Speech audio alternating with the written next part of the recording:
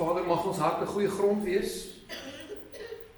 Nie klipperig nie, vir onkruid, selfs vlak nie. Mag ons hart 'n goeie grond wees, om die saad van die woord te ontvang. Dat dit diep gewortel sal wees in ons gees. Dat ons oë sal oopgaan om dit te sien, ons ore sal oopgaan om dit te hoor, en dat ons nie hoorders daarvan sal wees nie, maar daders daarvan. Dat dit sal deursyfer ons hande, ons voete, ons mens wees. Sodat ons nie net sal hoor nie, maar leef dit wat die woord sê, die uitnodiging van God. In Jesus naam. Amen. Dit is my 'n voorreg, 'n bietjie hartseer, om klaar te maak met ons reeks Wees geken aan sy liefde. Met die tema vandag, Wees geken, liefde op die skaal. Nou dis 'n beskrikkelike ding, ek weet nie as jy op 'n skaal geklim het, jy wil jouself altyd maar so half ignoreer, jy wil nie eerlik wees met jouself as jy op die skaal klim nie. Party van ons doen dit gewoonlik een keer per jaar, en doen ons dit nooit weer nie. Partykeer as jou kurwe afwaarts is, doen jy dit baie. Maar as jy nou gecheat het, en jy het nou die koek geëet, dan gaan klim jy, sit in, okay, my lyf weet nog nie die koek is in nie.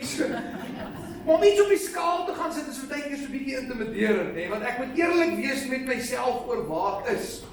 In die eerste paar weke het ons gepraat oor hierdie uitnodiging, dat ons as kerk uitgenooi moet word. Ons moet primêr geken wees aan die liefde van Jesus.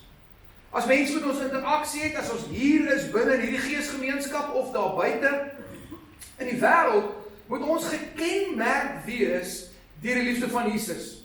En in daai eerste 2 weke het ons gepraat oor ek moet nie gekenmerk word selfs deur my eie liefde nie, maar ek moet self getransformeer word deur die liefde van Jesus. Waar Jesus in Johannes 13 vir sy disippels sê, ek gee julle 'n nuwe gebod. Julle moet mekaar lief hê. Here, ons wil dit doen, dan sê hy, soos ek julle lief gehad het, so moet julle mekaar lief hê. Dan sê hy, hieraan sal almal weet dat julle my volgelinge is as gevolg van julle liefde vir mekaar. En verwys hy na hoe hy lief het, sy standaard. So ons moet geken wees daaraan.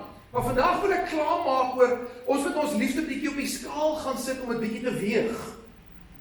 Nou dis baie keer bietjie intimiderend, soos ek gesê het, oor hoe eerlik is ek oor my eie liefde vir my medemens en vir die samelewing ook daar buite. Want laasweek het ek met jou gepraat oor Petrus wat so amper so 'n profetiese rede ingooi in 1 Petrus 4 waar hy sê die einde van alle dinge is naby, so jou liefde moet vurig wees. Dan moet iets in jou brand van die liefde van die Here. So met dit gesê, wil ek vandag klaar maak met liefde op die skaal. Oor iets wat baie dinge wat baie naby is aan my hart. So ek wil gou vra, wie hier is of was 'n onderwyser? Wow, nogals baie. Ek wil vir julle sê, ek is mal oor onderwysers, reg. Julle doen baie keer 'n verskriklike ondankbare werk om kinders lief te wees en goeie saad in hulle lewe te saai waarvoor jy nooit opbrengs dalk gaan sien nie. Maar goeie onderwysers, nou dis nou vir julle wat nou laat opgesteek het. Goeie onderwysers help kinders oordink. Goeie onderwysers help nie kinders van die wal af van die sloot nie, hulle help kinders van die sloot uit na die wal toe. Goeie onderwysers, en ek glo almal hier met julle hande opgesteek het, is goeie onderwysers of was goeie onderwysers. Nou kom ek sê, wat is die crescendo van 'n goeie onderwyser? Nou as ek dit gaan sê, gaan julle almal dit weet. Die crescendo van 'n goeie onderwyser is die volgende. As die eksamentyd naby kom, goeie onderwysers doen die volgende. Klas, maak op julle handboeke op bladsy 7. Merk dit. Dit gaan in die eksamen wees. Dink gou terug aan almal wat op skool was. Jy was mal oor daai onderwyser. Hoofstuk 3, die hele hoofstuk 3 kan jy maar leer. Dit gaan in die eksamen wees. Dis die vrouens wat geskenkies gekry het op Valentynsdag. Dis die menere wat biltong gekry het in die eindjaarfunksie. Dit was hulle. Dis die crescendo, dis die teken. Jy kan dit, jou klasgemiddeld is goed, of die kinders is gedisciplineerd in jou klas. Dis nie die teken dat jy 'n goeie onderwyser is. Die crescendo van elke generasie wat nog ooit in die skool was, is daai meneer en juffrou wat gesê het, merk dit, ek gaan dit vra. Dit is vir ons, vir my en vir Dirk, wat gemiddelde IK's het. Dit is vir ons, wel vir my, Dirk, jy doen hoe, sorry, ek hoor nie jou, jammer. Dit is vir my wat 'n gemiddelde IK het dit moontlik gemaak om ook matriek te kry. Dankie vir daai juffrouens wat dit gedoen het. Maar het jy geweet, daar's sekere plekke in die Bybel waar daar sulke dinge is. Waar daar sekere dinge neergeskryf is wat verwys na die eindeksamen. Daar sekere merkers in die Bybel wat die skrywers vir ons skryf, wat sê, hierdie is die gewigtiger goeders van die lewe. Hier is die swaarder dinge van die wandel van die gelowige. Dan gaan aan die ander kant van die munt begin, met Jesus het een van die talle onder onsies, wie die skrifgeleerdes en die fariseërs, hygelaars, geveinsdes, hy het so al onder onsie met hulle, in Matteus 23, en is interessant dat dit in Matteus 23 gebeur, so nou by die tekst kom, is interessant dat dit in Matteus 23 gebeur, want hy bou op na Matteus 24, 25, wat 'n profetiese rede is van die einde, eers die val en die einde van Jerusalem, en dan die volle einde.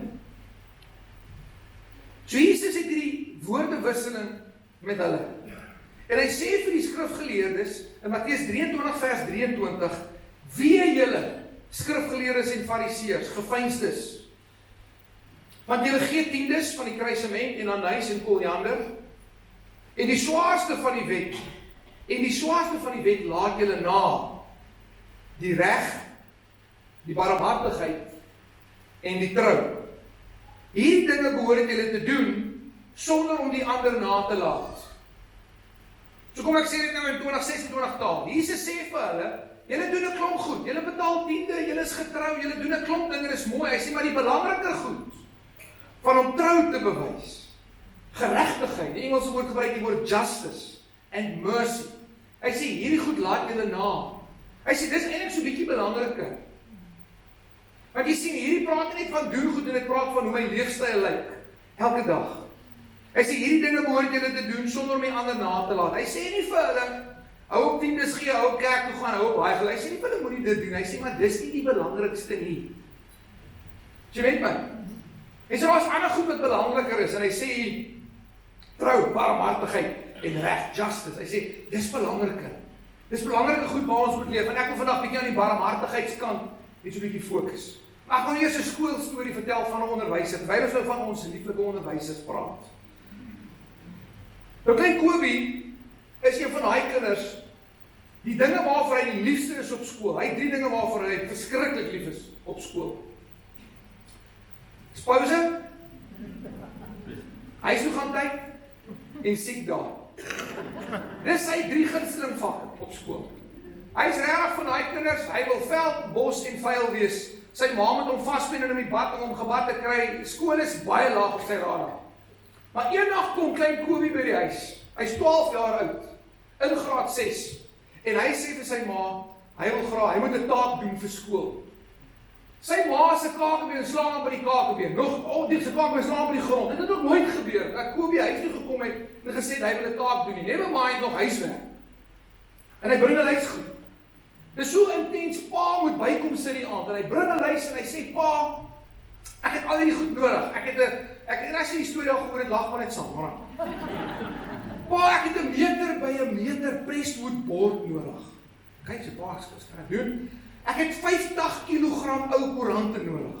Okay, ek het 10 liter houtlyn nodig. Okay, ek het 7 bokse Legos nodig. Nou begin hy die lys aflees. Ek het 'n jacuzzi pomp nodig. Pa, swembadpomp is te groot. Ek het 'n jacuzzi pomp nodig. Pa, en dan moet pa by pa se vriende die kleinste kompressor wat pa kan kry. Ek het dit ook nodig. Nou sê pa, wat moet jy doen? En hy sê vir sy ma, ek het hierdie goed nodig, ek het dit nodig, ek het dit nodig, en ek het oranje kruit nodig, en hierdie goed en verf. Sy pa sê, wat se taak moet jy doen? Hy sê, pa, ek moet 'n vulkaan bou vir wetenskap. Hy sê, ja, okay. Maar Kobie, daai kind is vir die eerste keer lewendig vir skool. Die taak is so groot, hulle moet die karre buite die garage parkeer. Daar is nie plek om hierdie ding te bou nie. Die vulkaanberg wat uit die pypermasjien met die houtlyn bou is 1.5 meter hoog. Daar's 'n kompressor in, daar's 'n jacuzzi pomp in, daar's verf gemeng met gels wat 'n ontploffing gaan maak. Met al die Legos het hy 'n dorp gebou, hy het 'n see geverf, bome geplant. Dis 'n verskriklike taak hier. Hulle doen ons 'n bietjie van 'n teststrand, hulle sit hom nie op max nie, hulle sit hom net dat die lava net so half uit en hy het 'n propie in om net so 'n bietjie die druk te veroorsaak. En hy het mooi gemaak, hy het sulke Lego mannetjies wat so weghardloop en so staan. Hulle as die lava kom, dan lyk dit so of hulle in aksie is, hulle weer weghardloop. En die villages aan die skerpkant van die berg gebou, dat as die lava eers die huise tref, dit moet dramaties wees, want hy moet nou gaan vir die skool wys, hoe werk 'n vulkaan. Toe die dag uiteindelik klaar is, weeg die taak 156 kg. Met al die goed. Hulle moet die bure nooi en die tuin, alles. Hulle moet nou reël.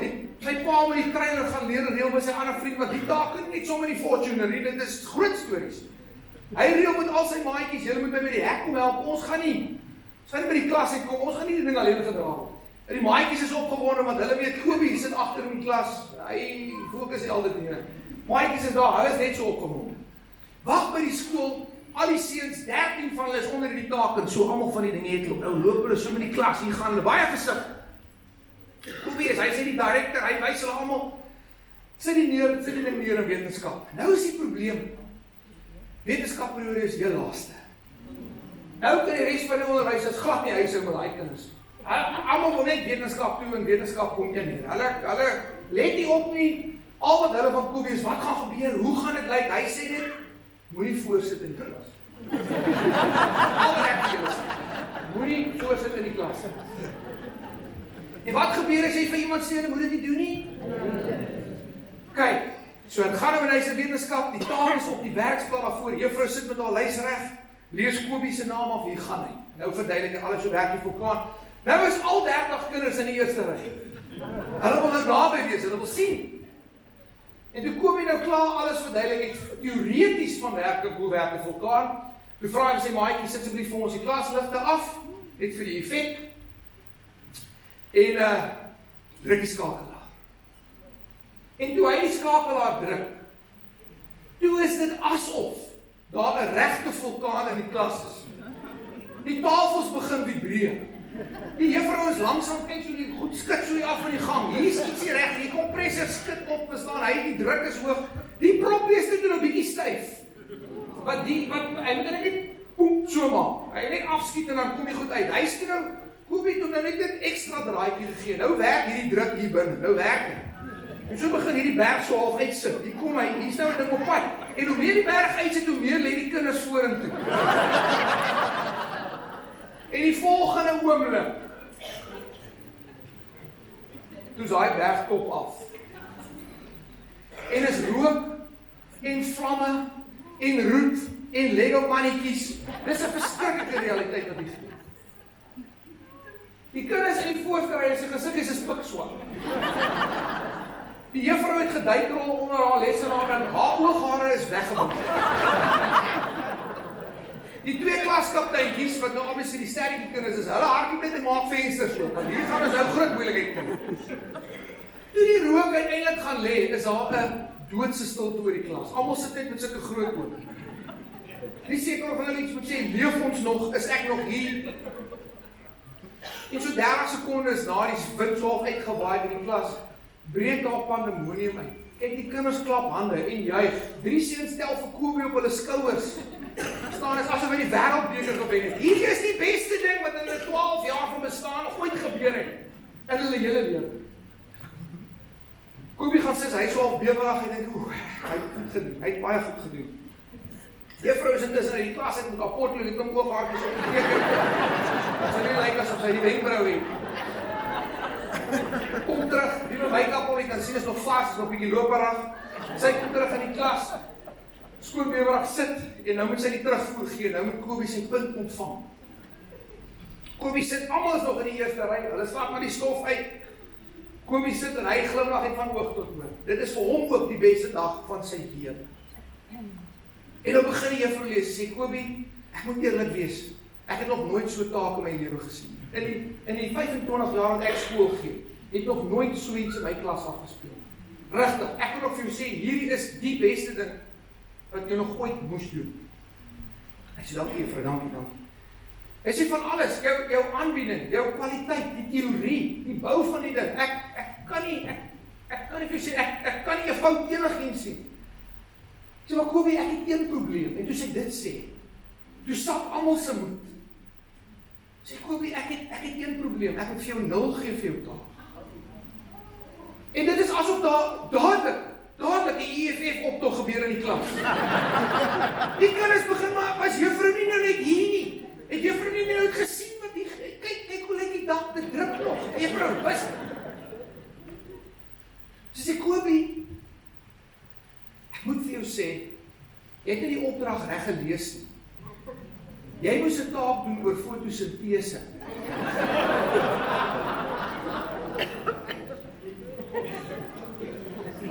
Jy moet nou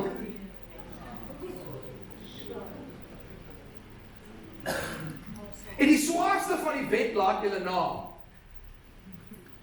Die reg, barmhartigheid en trou.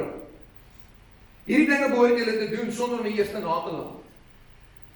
Ek het agtergekom dat die kerk in Dispatch dit reg gekry het om die kleiner dinge van koninkryk baie goed te doen en soms die belangriker dinge van die Vader se hart te mis. Ons kan baie keer in 'n ding verval waar ek sê, maar ek is so opgewonde, ek doen hierdie goed en ek doen dit goed, maar is dit wat die Vader van my gevra het? Is dit wat die Vader van my wil hê? En nou wil ek fokus op hierdie teks in die Bybel, die kan ek vir ons opsit. Matteus 25 gee Jesus 'n profetiese rede van een van die dinge wat gaan gebeur as die mens voor sy troon kom staan. Hier is baie belangrik om te verstaan. Nou daar is 'n ander deel wat gebeur in Openbaring, die wit troonoordeel, dis 'n ander ding van eskatologie, maar Jesus kom gee 'n blikkie wanneer jy hier by my gaan kom staan, gaan ek 'n paar dinge vir jou kom vra. Soos 'n goeie onderwyser gee Jesus vir ons 'n blik van wat hy vir ons gaan vra in die eindeksamen. En as hy vir ons vra in die eindeksamen, ek gaan dit vir jou vra, help dit nie renier daag op met 'n taak oor 'n vulkaan nie. Al is dit hoe goed. Is jy saam met my?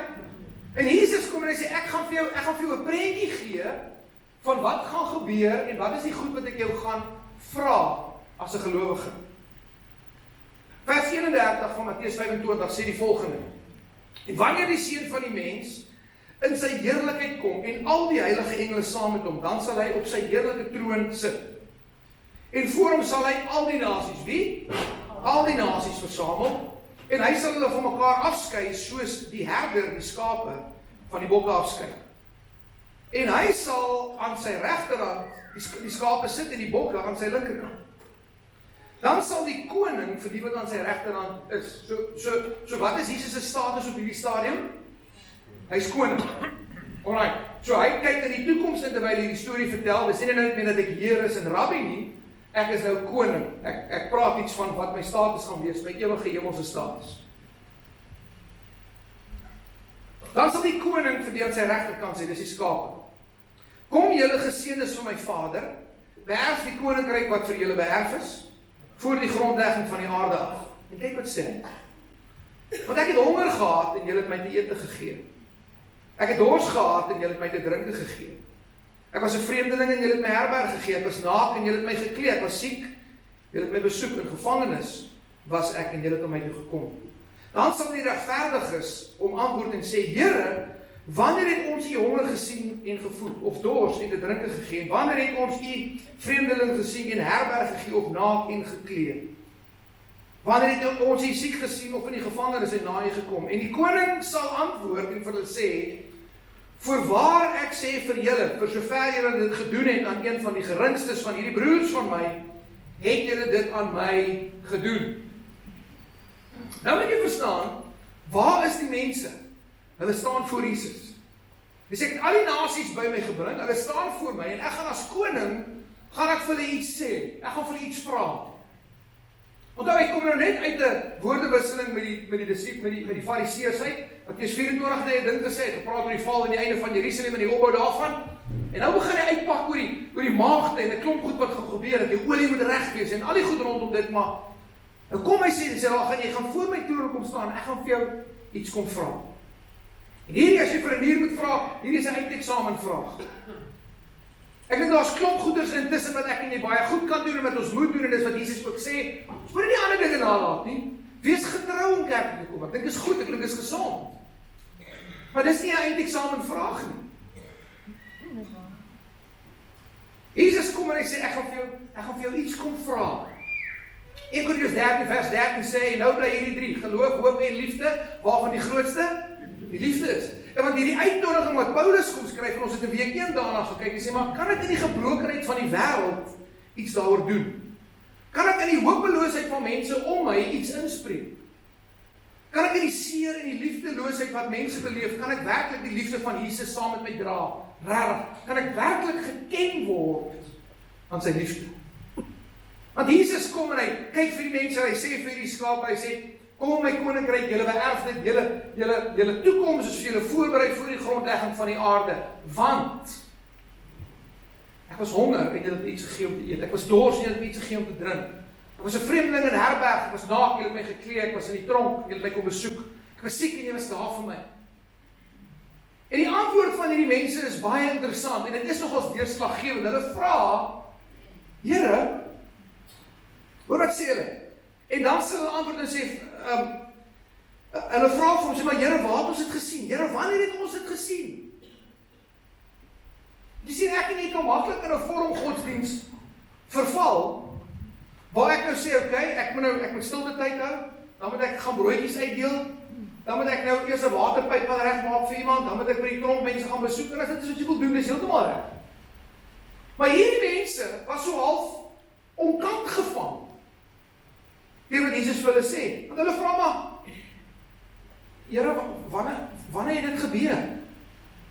U sê nou hierdie goed oor ons, wanneer was u naak? Wanneer was u wanneer? Hy sê vir hulle, nee, jy het dit aan die geringstes gedoen, van die wat hier is. Jy het dit aan hulle gedoen, en ek het dit gesien. En omdat jy dit aan hulle gedoen het, was dit asof jy dit aan my gedoen het. Want jy sien wat gebeur is, wanneer ons 'n paar weke terug gepraat het, wanneer iets met jou gebeur in Johannes 13, wat hy gesê het, ek gee julle 'n nuwe gebod, julle moet mekaar lief word, ek word getransformeer deur die liefde van Jesus, sy kapasiteit vervang nou my kapasiteit, want my kapasiteit is nie altyd genoeg nie. My liefde kan al net so ver gaan, maar Jesus nooi ons om dit te vergroot. Ek moet nou lief wees soos wat hy lief het.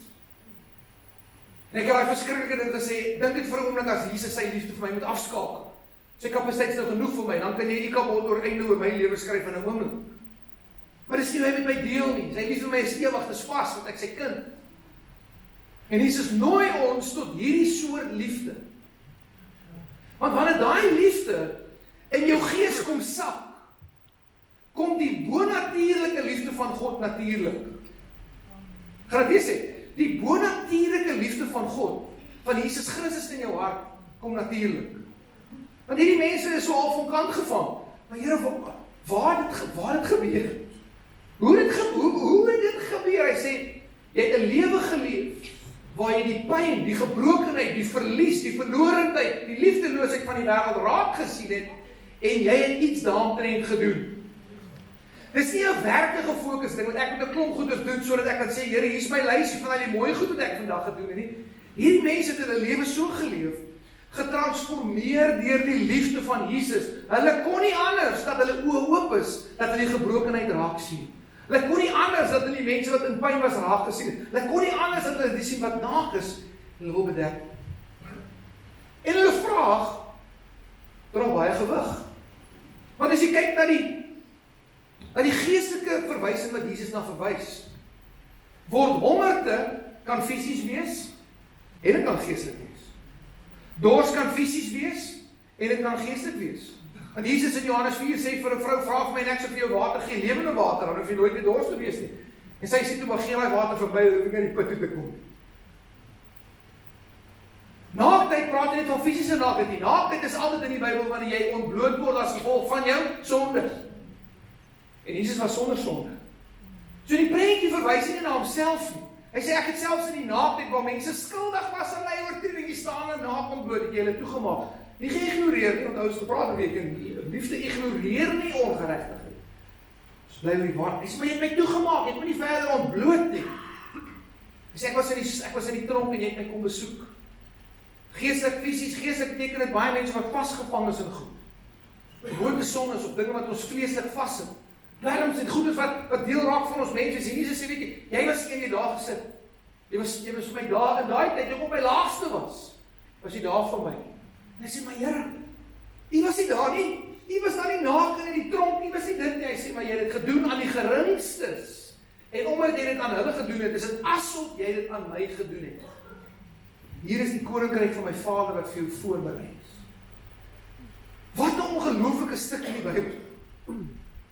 Ek het dit die eerste keer lees. wat al met jou gebeur het nie. As ek by mense kom, en ek is nou, ek is nou by 25ste jaar wat ek hierdie doen. Ek kom nog steeds by mense, as hulle diep pyn beleef, dan kom ek op daar en sê, Here, ek weet nie wat om nou te sê. En ek het al baie gesê, maar Here, ek weet nie eens nou wat om te bid nie. Wat bid ek vir hierdie mense? Wat bid ek vir hierdie man, vir hierdie vrou en hierdie soort pyn? Wat bid ek? Weet jy wat sê Jesus gehad? Hy sê ek was siek en jy het na my toe gekom. Hy sê nie as iets my gebid, my hande gelê op gesalf nie. Dis mooi as jy dit kan doen. Jesus maak iets oop van die liefde van die Vader, dat toe ek op my laagste was jy net daar vir my. Jy was daar vir my. So baie keer is dit okay as jy voel, Here, maar ek weet nie nou wat om te sê nie, ek weet nie wat om te doen nie. Jy moet dalk net wees. Wees net liefde wat aan gevat kan word. Ons het by die doel toe ons begin beplan, ons sê maar hier's pyn, hier seer in ons samelewing. Doet ons uit keuse uit, ons hulp vir ons vir kos en vir klere mense te help verdubbel in geloof. Sê daar's ander plekke waar ons bietjie gesny het en dalk bietjie minder gemaak het. Sê maar ons wil prakties die liefde van Jesus moet ons uitleef. Ons dit moet deel wees van ons mondering en as ek die gewig daarin kan sit. Hier is Jesus. Soos die goeie rabbi, die goeie leermeester, die goeie onderwyser wat hy is.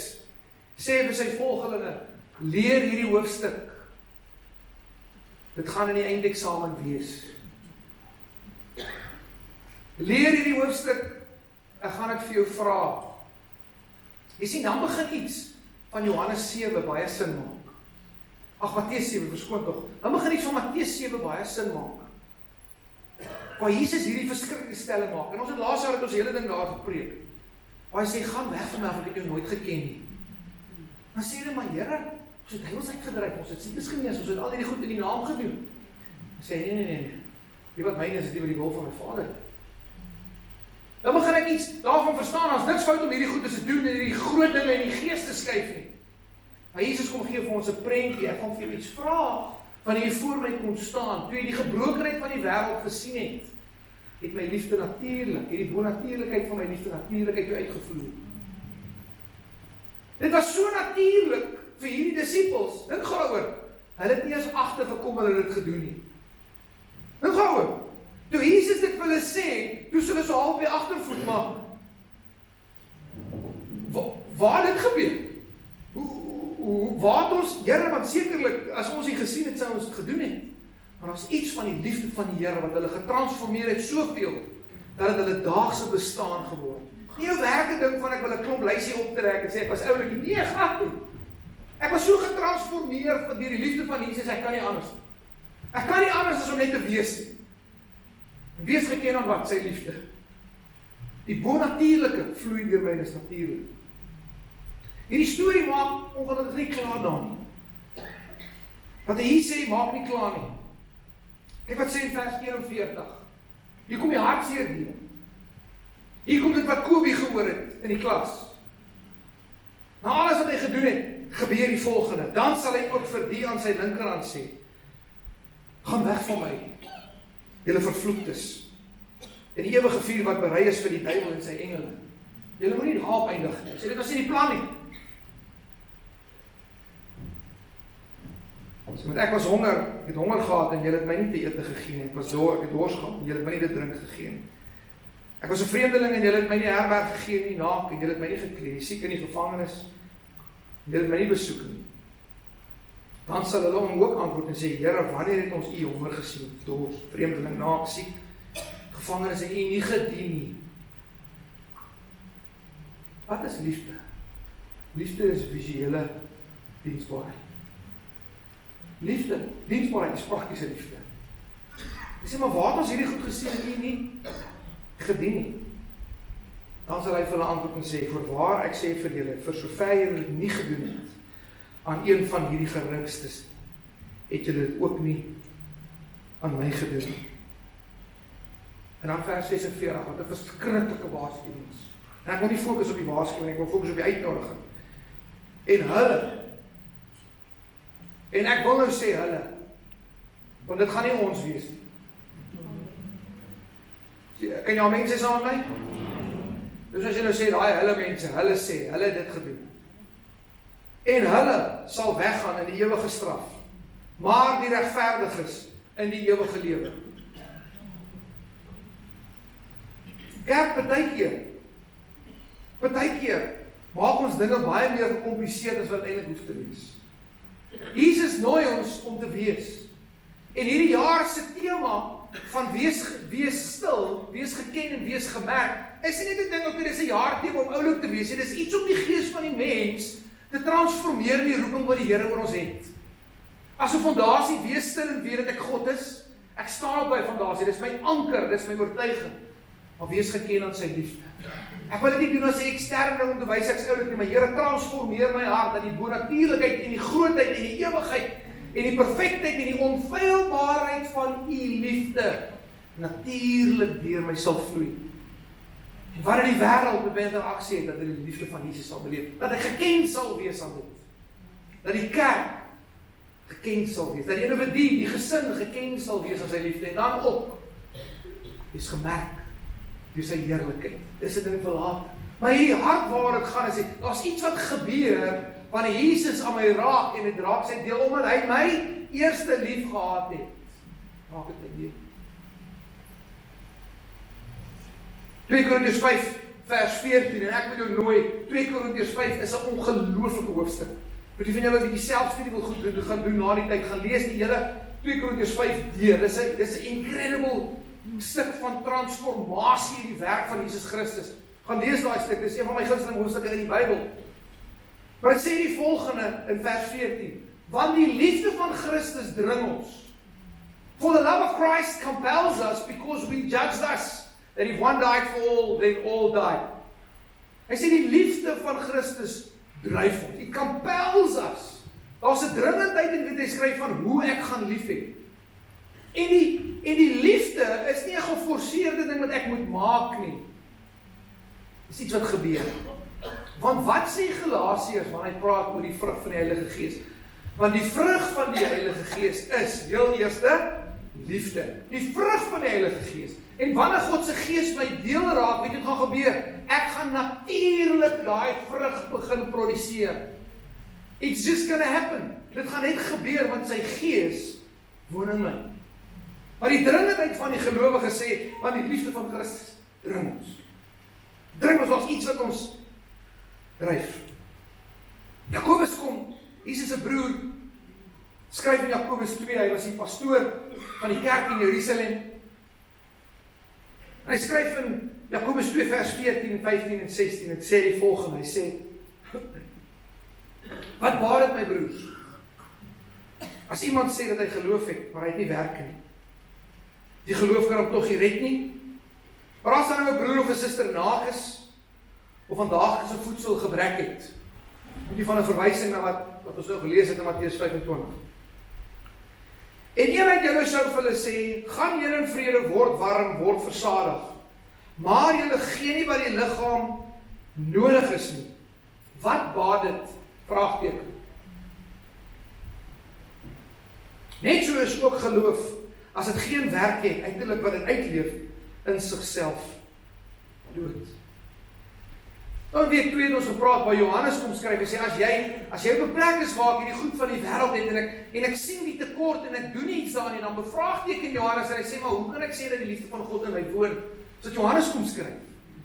Jakobus kom maak 'n soortgelyke aanmerking en ek dink dit is so 'n tikkie verwysing na Matteus 25. Die uitnodiging vir die gelowige is, hy sê broers, susters, partykeer is die antwoord nie noodwendig diep geestelik nie.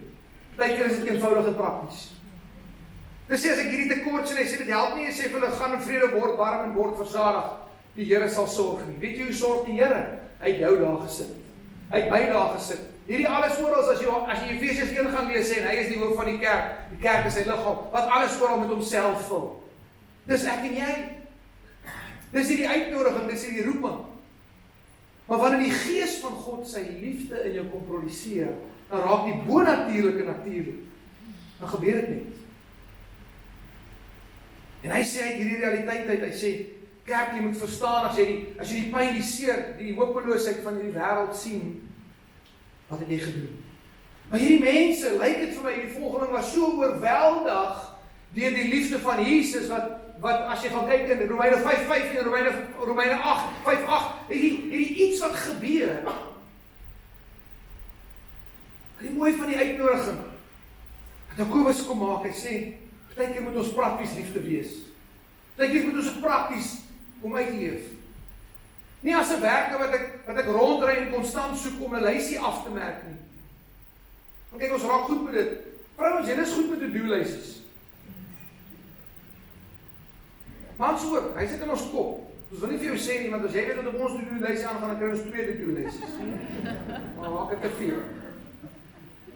So dis nie, om die liefde van Christus te leef en te openbaar, is nie 'n to-do-lysie. En ek kom terug na die amper skok van hierdie disippels. Wat sê maar, waar? Want hulle was so getransformeer deur die liefde van Jesus, het 'n natuurlike alledaagse lewe geword. Die geringstes, die pyn, die verlorenes, die gebrokenes, het hulle gesien, en hulle het iets aantrend gedoen. Hulle het gereageer. Filippense 2:13 sê die volgende, want dit is God wat in julle werk, om te wil, as om te werk aan sy welbehaag. Hy sê, dit is God wat in julle werk, om die wil en die dryf te hê. En ek wil jou nooi vandag, dat jy hom sal toelaat, om jou te gebruik. Ek sê in die week, sê ek vir die span, partykeer moet ons eie sukses of impak net so 'n bietjie meet, en onsself herinner, ek is net die tuinslang, ek is nie die water. Dink ek, Renier, is jy nou nie? Nee, Renier is nie die water. Ek is nie die tuinslang. Maar as iets wat God in my wil werk, en ek sê, Here, hier is ek. Hier is ek. Maak my oë oop om die geringstes te sien. Maak my oop om die pyn te sien. En moet dit nie narratief my wees dat nou moet ek iemand help wat in pyn is nie. Nou moet ek iemand help wat nie so seer. Nou, ek is eintlik besig met ander goede, trek eintlik my aandag af. Nee.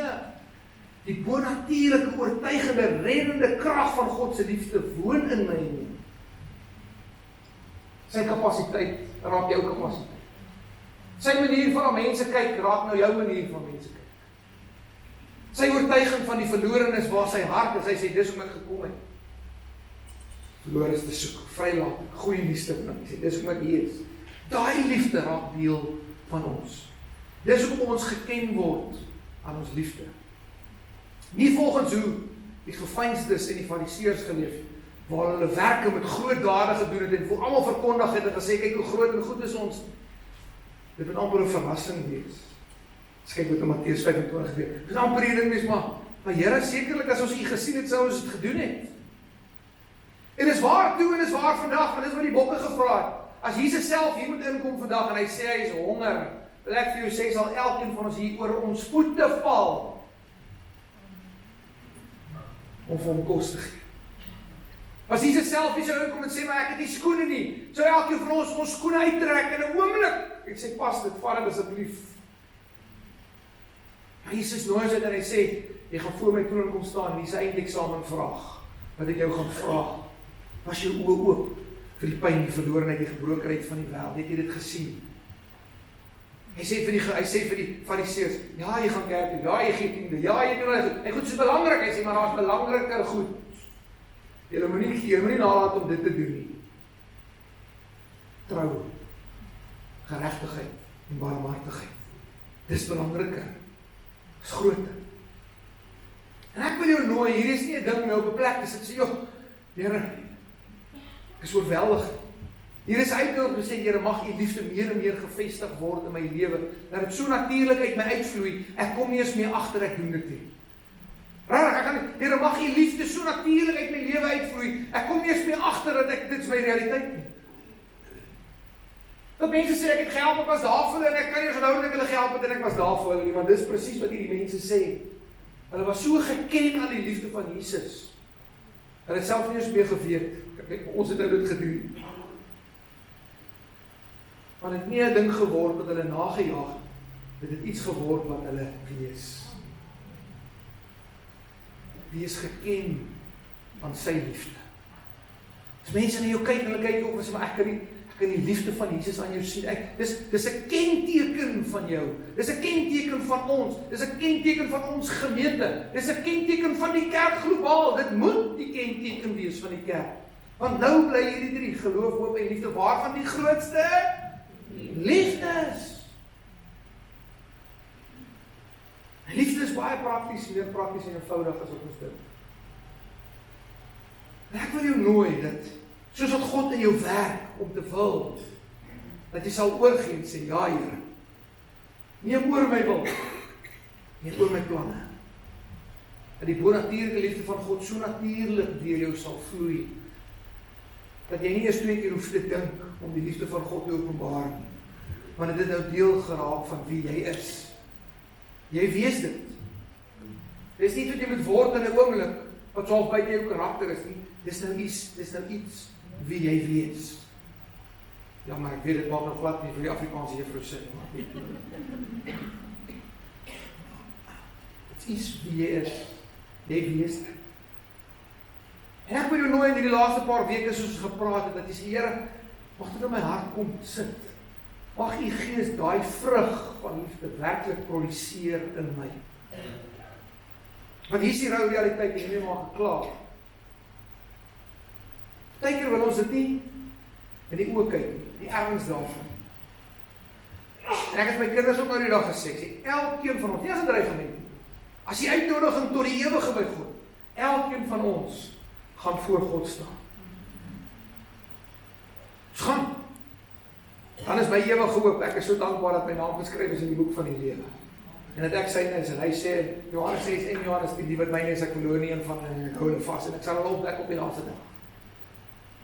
Maar nommer 2, wanneer my lewe, my liefde op die skaal gesit word, mag ons, want hierdie verwysing, kom ek sê, ons koekie gou, hierdie verwysing is na ons. Dis nie gesiglose en namelose mense in die Bybel nie. Hierdie verwysing is al die mense, al die nasies, gaan voor my en ek en jy is deel van al die mense en al die nasies. En daar gaan na hulle wees en na ons. En ek kies vandag in oorgaan. Here, ek gaan deel wees van die ons. Ek gaan deel wees van die ons. Ons gaan deel wees van die ons. En hoe is daai? Ons gaan geken wees aan sy liefde. Mag U deur die Gees my hart kom transformeer. Mag ek lief hê soos wat U lief het. Want hierin gaan die wêreld weet dat ek sy disipel is. Want dit is my deel. Nie my uiterlike werk, dat dit lyk asof ek dit doen nie, maar dit raak my gees DNA. Gaan voor hom staan en gaan sê, Here, die toets wat U voor ons gesit het. Ek het hom geslaag. Hierdie mense was geskok.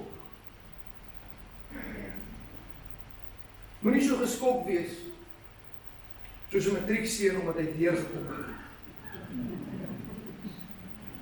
Dis nie die skok waarvan hy praat. Wat jy eintlik gedink het, ek gaan onderste bo laat. Ek is geskok, ek is deur. Nee, ek praat nie van daar. Dit was vir hulle 'n verrassing. En die verrassing was nie op 'n plek dat hulle dit nooit gedoen het nie. Hulle was so oorgegee aan die liefde van God. Hulle het nie eens meer agtergekom wat dit is nou hulle natuur.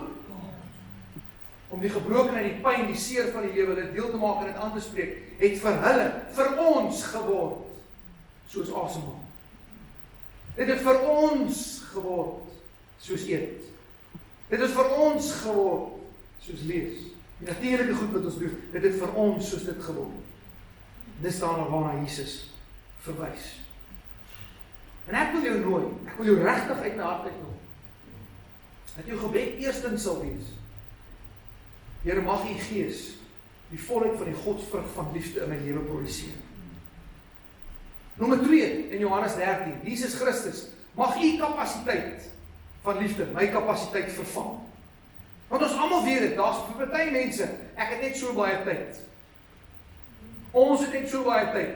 Dan is dit okay, skapelaartjie af, ek klaar met jou afgesny uit die, alles klaar verby, praat nooit meer nie. Here, maak asseblief, maak U kapasiteit my kapasiteit. En dan derdens, Here, mag die bonatuurlike liefde van God vir my so natuurlik word, dat ek nie eens meer agterkom nie, dit vloei nie uit my uit. En wanneer ons voor Jesus kan staan, ons met dieselfde verwagting verras kan word, omdat ons sê, ja, ons het dit geleef, ons het dit gedoen. As jy ook vraag, het dit gebeur? Ek gaan jou vraag staan saam met my. Ons gaan die Here vraag.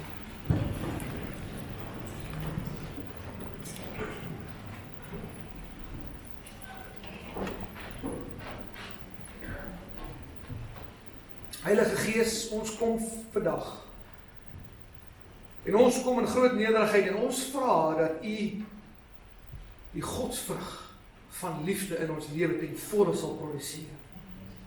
Snoei wat gesnoei moet word, sny weg wat weggesny moet word, sodat die liefde van God ten volle geproduseer sal word deur die Heilige Gees. Ons vra U, Heilige Gees.